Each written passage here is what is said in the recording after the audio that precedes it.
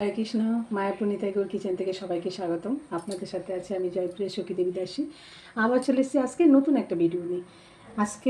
আজকে আপনাদেরকে দেখাবো ইঁচড়ের কালিয়া। এই যে এখন ইঁচড়ের সিজন, কত সুন্দর ইঁচড় দিয়ে নানা রকম এই কালিয়াটা এই যে আমি এরকমভাবে এই যে একটু মোটা মোটা করে বানিয়ে একটু লবণ দিয়ে শুধু একটু বাপিয়ে নিয়েছি জাস্ট।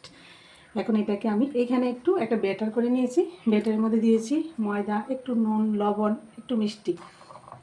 এখন আমি এখানে একটা কড়াই বসিয়ে দিয়েছি আর একটা একটা করে বেটারে দিয়ে এটাকে ভেজে নেব ইঁচড়টাকে।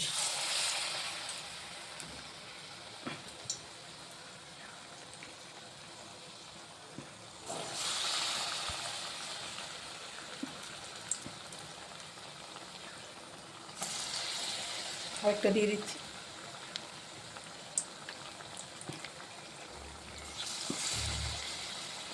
এবার এটা আমি একটু, কারণ যেহেতু বাপানো আছে, হাই ফ্লেমে এটা ভেজে নিচ্ছি। দেখুন এখন আমি আস্তে করে উল্টে দিচ্ছি। দেখুন এটা এমনিতেই ছেড়ে যাবে, এটা মানে না ছাড়ালে হবে। যখন এই দেখুন আর হালকা করে দিলেই ছেড়ে যাচ্ছে, আর এমনিতে যখন জুসে পড়বে তখন ছেড়ে দেবে।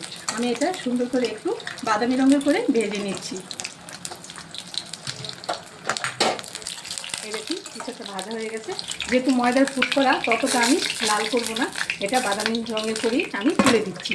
এরকম করে আমি আরেকগুলো দিয়ে দিচ্ছি। ঠিক সেম প্রসেসেই আমি এটা ভেজে নিচ্ছি।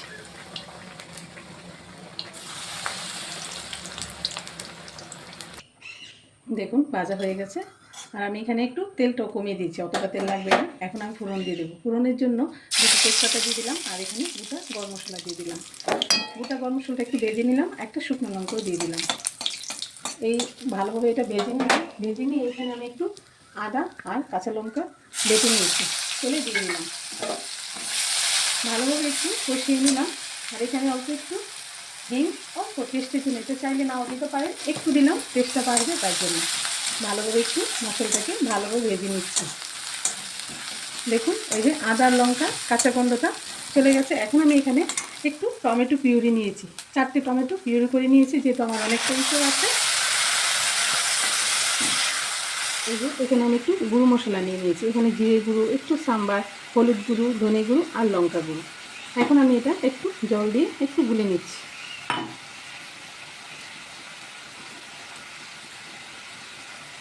একটু মশলাটা দিয়ে দিচ্ছি। এবার আমি ভালোভাবে মশলাটাকে কষিয়ে নিচ্ছি।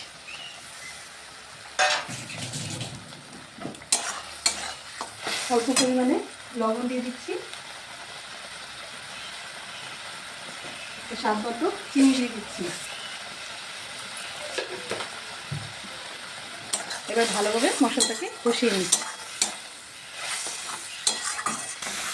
এবার দেখুন মশলাটা একদম কষে গেছে, এই যে একদম তেল ছেড়ে দিয়েছে।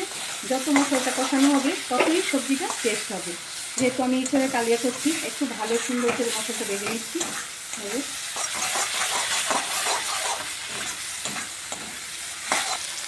এই দেখুন তেল ছেড়ে দিয়েছে, মশলাটা ভাজা হয়ে গেছে।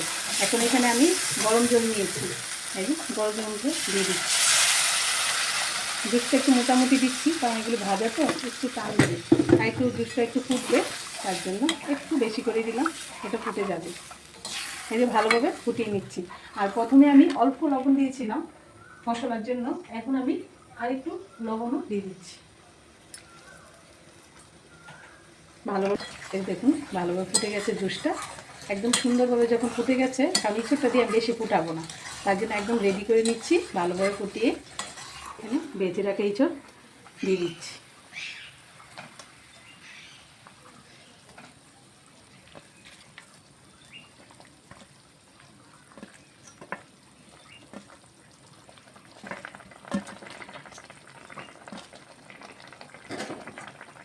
এখন জাস্ট 2-1 মিনিট একটু ফুটিয়ে আমি নামিয়ে দেবো, নয়তোবা ইঁচড়ের যে ভাজাটা আছে ভেঙে যাবে, ভালো লাগবে না। এখানে আমি হাফ চামচের মতো একটু ঘি দিয়ে দিচ্ছি, আর একটু গরম মশলা গুঁড়ো দিয়ে দিচ্ছি।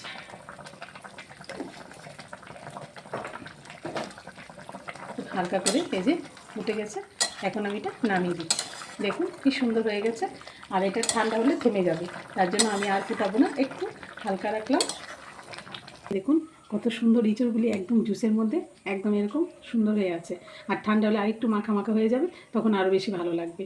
এই যে ইঁচড় দিয়ে আমরা ইঁচড়ের রসা অনেক কিছু করি, কিন্তু এরকমভাবে কালিয়া কেউ পনির সবজি আর খাবে না। এই যে ভগবানকে ভোগ লাগিয়ে আপনি যদি এরকম গরম রাইসের সাথে বা পরোটা লুচি সব কিছুর সাথে এই ইঁচড়ের কালিয়াটা যাবে। তাহলে আপনারা এরকমভাবে রান্না করে ভগবানকে ভোগ লাগিয়ে প্রসাদ পেয়ে দেখবেন। আর কেমন লাগলো অবশ্যই আমাকে কমেন্ট করবেন, কমেন্ট করে জানাবেন যে কেমন হয়েছে সেই ইঁচড়ের কালিয়াটা। তাহলে সবাই ভালো থাকবেন, সুস্থ থাকবেন, আবার দেখা হচ্ছে পরের ভিডিওতে। হরে কৃষ্ণ।